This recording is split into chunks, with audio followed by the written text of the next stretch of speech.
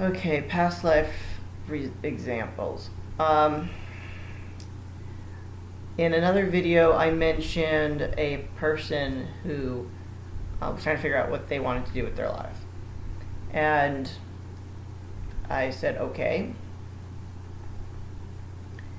a past life regression can't hurt. It kind of is unusual. You could probably just do the same thing by meditating.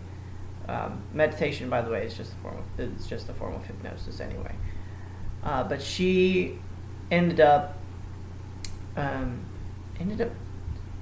getting basically showing that she was on the Titanic, and she had a situation where she was basically she missed the lifeboat because she was going back to get her notes because she was writing a book. Now, of the things that she said in the whole regression,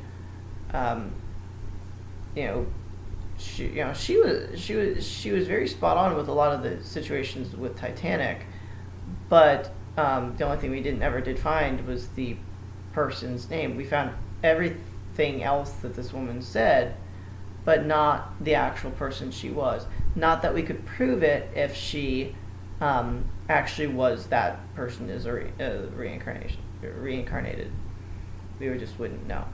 But that is one of the examples that I've experienced as the therapist. I had another person who I briefly mentioned. Why is she how she is?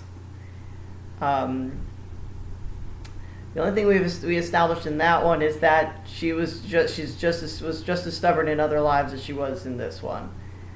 She had a questionable experience where she passed away because she did something she probably shouldn't have been doing, and then another life was almost as weird, and it showed another bit of complete and utter stubbornness. So the only thing we established is that she was very, very stubborn.